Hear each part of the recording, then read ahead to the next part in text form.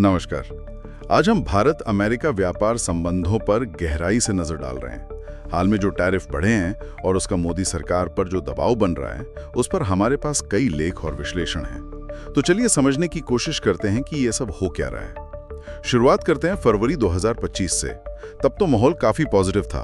प्रधानमंत्री Modi white house गए थे, याद है? वो $500 अरब के व्यापार का लक्ष्य, मिशन 500। हाँ, बिल्कुल। उस पर सहमति बनी थी और भारत ने कुछ रियायतें भी दी थी। हाँ, जैसे विस्की, मोटरसाइकिलें, कुछ अमेरिकी चीजों पर ड्यूटी कम की थी। लेकिन चीजें बहुत तेजी से बदली, है ना? हाँ, और इसी बीच अमेरिका ने भारत को टैरिफ किंग भी कहा। अच्छा, ऐसा क्यों? क्योंकि हमारी जो औसत इंपोर्ट ड्यूटी है वो करीब 12% है और अमेरिका की महज 2.2%।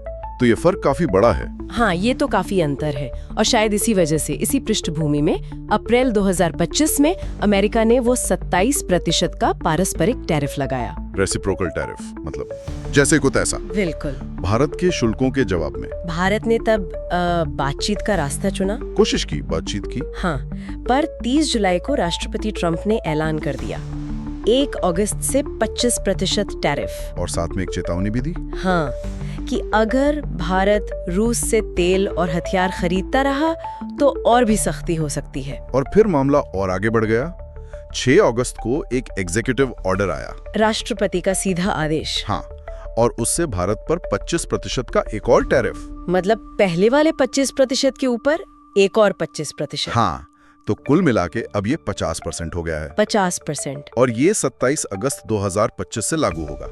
और इसे दिखाया ऐसे जा रहा है कि ये रूस पर दबाव बनाने का कदम है। दिलचस्प है कि इसे रूस से जोड़ा जा रहा है। भारत ने इस पर कड़ी प्रतिक्रिया दी है, कहा है कि ये चुनिंदा और अनुचित है। उनका तर्क वाजिब लगता है। हाँ, उनका कहना है कि भाई और भी कई देश हैं जो रूस के साथ व्यापार कर रहे हैं। बिल्कुल। तो फिर सिर्फ भारत को ही क्यों निशाना बनाया जा रहा है, ये सवाल तो उठता है। लेकिन इसका असर तो जमीन पर महसूस होने लगा होगा, है ना? हाँ बिल्कुल, जो रिपोर्ट्स आ रही हैं, जैसे एनसीआर के कपड़ा निर्यातक, वो कह रहे हैं कि 25% टैरिफ ही बहुत मुश्किल था। और अब 50%? हाँ, 50% में तो वो शायद अमेरिकी बाजार से ही बाहर हो जाएं। ये एक बड़ी चिंता की बात है निर्यातकों के लिए। हालांकि अगर बड़े आर्थिक आंकड़ों को देखें तो आरबीआई अभी भी जीडीपी ग्रोथ का अनुमान 6.5% रख रहा है। हाँ, और पहली तिमाही में ग्रोथ 7.4% दर्ज हुई थी। तो एक तरफ ये बड़े आंकड़े हैं, दूसरी तरफ ये जमीनी चिंताएं, थोड़ा विरोधाभास है। हाँ, ये मैक्रो और माइक्रो लेवल पर थोड़ा अंतर दिख रहा है। बाजार में अनिश्चितता तो है ही, अब देखना ये है कि भारत इस पर कैसे प्रतिक्रिया दे रहा है, और दे भी रहा है। हाँ, क्या कदम उठाए जा रहे हैं? देखिए, राष्ट्रीय सुरक्षा सलाहकार अजीत डोवाल रूस में है। अच्छा। वहाँ वो ऊर्जा और रक्षा साझेदारी पर बातचीत कर रहे हैं। मतलब रूस के साथ संबंध जारी हैं। हाँ, और विदेश मंत्री जयशंकर की अमेरिका यात्रा भी प्लान्ड है, तो कूटनीतिक स्तर पर कोशिशें जारी हैं। वैसे कुछ अंदर की खबरें ये भी हैं कि जो व्यापार वार्ता चल रही थी उसमें कुछ गलतफहमी हुई। अच्छा, किस तरह की? मतलब सही सिग्नल नहीं मिल पाए शायद दोनों तरफ से, बात आगे नहीं बढ़ पाई। जबकि भारत ने तो 0 टैरिफ का प्रस्ताव भी दिया था ना? हाँ, कुछ आइटम्स पर बिल्कुल 0 ड्यूटी का प्रस्ताव था, पर वो किसी फाइनल समझौते तक नहीं पहुंचा। और इस पूरी तस्वीर में एक और एंगल जुड़ रहा है। वो क्या? ट्रंप प्रशासन का पाकिस्तान के साथ थोड़ी नजदीकी बढ़ाना। किस संदर्भ में?